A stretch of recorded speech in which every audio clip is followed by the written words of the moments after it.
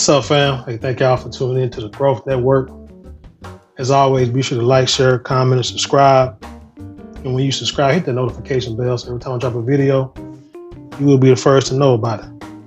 Man, today I want to bring y'all a story. You know how I feel about single parenthood and how it's important that even if a child grows up in a one-parent home, you want to always push the family to be the nuclear family in the house, but a lot of situations happen to where that's not possible, or it's possible, but it just don't happen. But even if a child is in a single parent home, you always want both parents involved in a child's life to just try your best to increase the child's chances of becoming successful, to being a successful, productive member of society. Let me say, I don't want you to think that just because you got two parents, you could be a millionaire. No. But at least you could be a productive member of society, understand how to react and interact with people, and the importance, of, like I say, of being a citizen.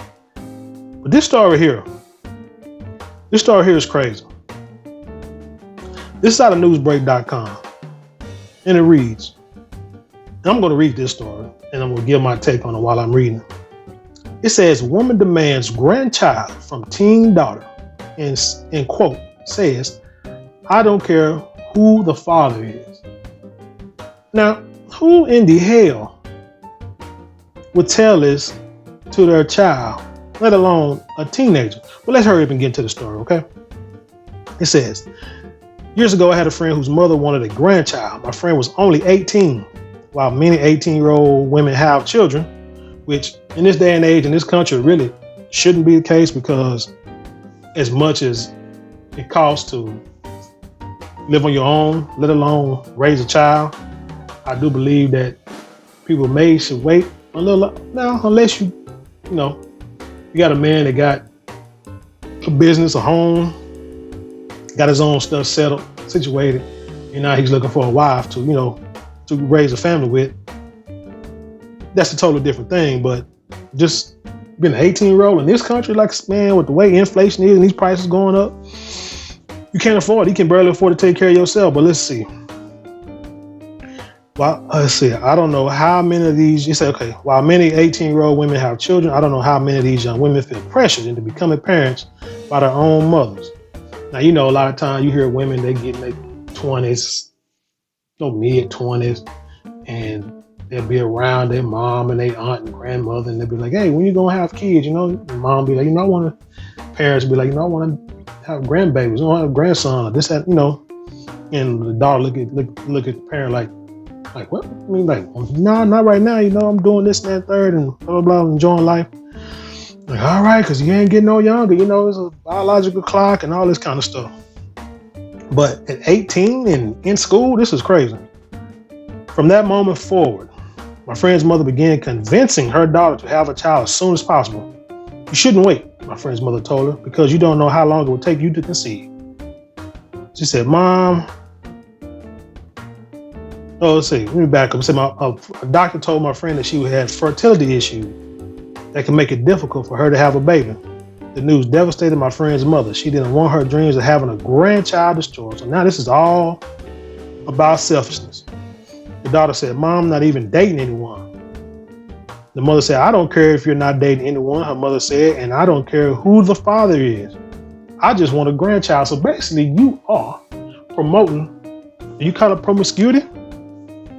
Going out there just sleeping with somebody just to have a baby. This is crazy.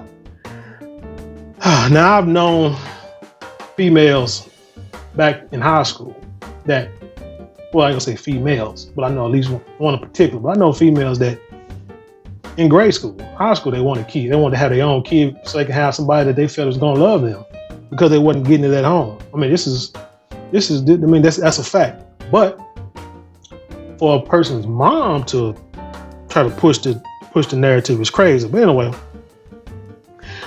here we go. Not long after I overheard that conversation, my friend started dating someone new. She told her boyfriend about her mother's campaign to have a grandchild, and to her surprise, he agreed to father her child.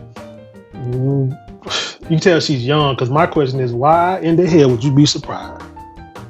You gonna talk to a young dude, because back in high school, our biggest thing was what? Trying to knock down a virgin, right? So you got an 18-year-old virgin. You're gonna be the first one, you know what I'm saying, to get her. And you're gonna be able to knock her down with no protection. Man, that's a young fool's dream. And you might have to have nothing to do with the child. I mean, come on now. You talking about a young man, come on.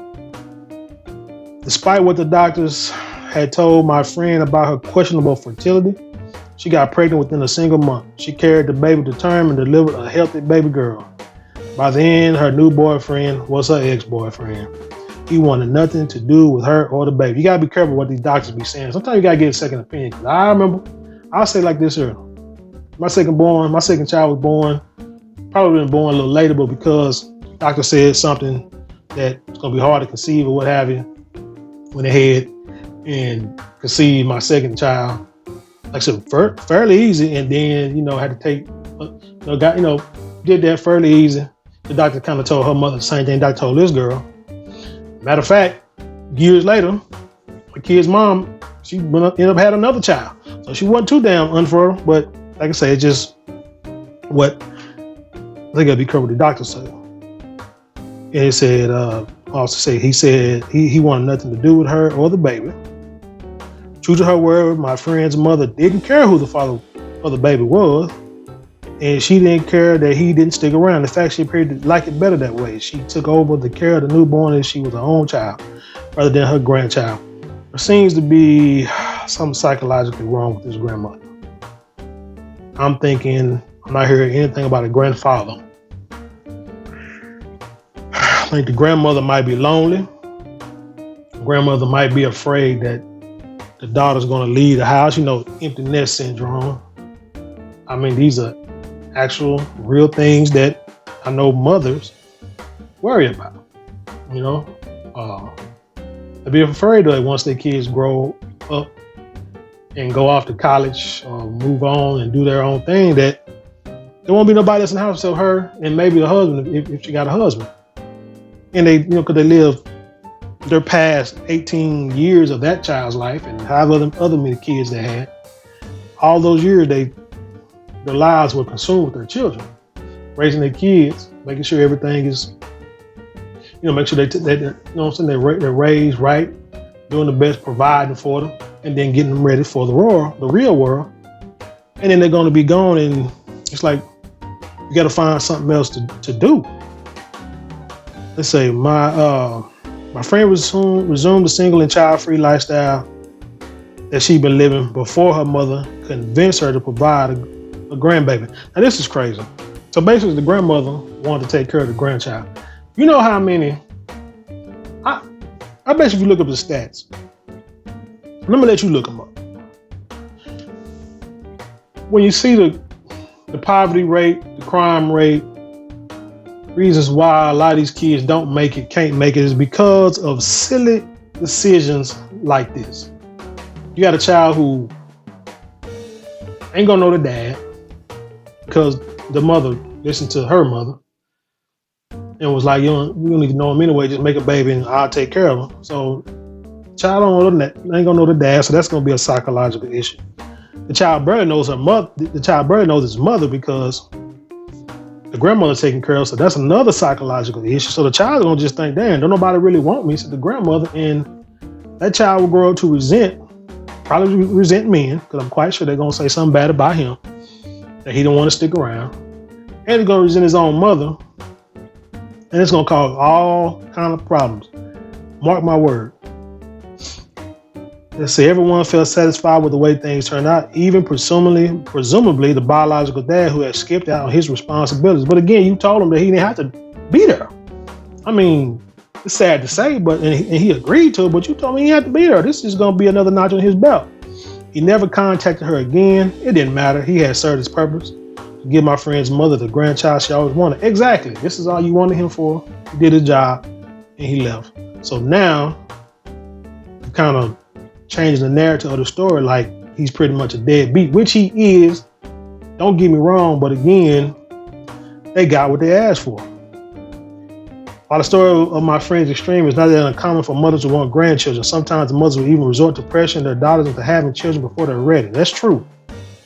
In some cases, as in my friend's story, the daughters complied to mother's wishes and have babies. In other cases, the daughters was refused, which they should. I mean, they should do things in their own time. And then she said in her case, she's fortunate that her parents never wanted me to have children of my own, and that aligned perfectly with my decision to remain child-free. So you can see, she probably got like an agenda in the story. But anyway, point is this. This story is crazy. Kids, people. It's always best, don't have kids till you're married. Don't get in a relationship. Well, first of all, learn yourself. Grow and learn yourself. Teach yourself. Learn from others, from older people with some sense. Not a dumb mother like this, but learn how to be a mother, how to be a father, how to be a man and woman first. And also learn how to be a mother and a father. Then you go out, get you a relationship, and then y'all learn about each other. Learn about yourself through that other person too. Then y'all learn about each other. Then y'all can get married. And then y'all continue to learn about each other. And then you have kids. To me, that's the best scenario. Did I do that? Nah. Not most people don't do it. And it can make it can make reality a lot harder than what it has to be. My point is always, nothing is perfect, nothing is guaranteed, but you always want to try to give yourself the best opportunity, the best chances of success in your life, in anything you do. And that's just the bottom line. But anyway, tell me what you think. Leave a comment below. Hey, be sure to like the video and share this video with a few people. You know what I'm saying? Leave your take, let them leave their take. If you want to support the channel, you can always hit the links below. You Cash App, you hit the website. We'd appreciate it. But if not, like I said, a simple like and a simple share goes a long way. With that being said, I leave you in peace, and I'll see you on the other side.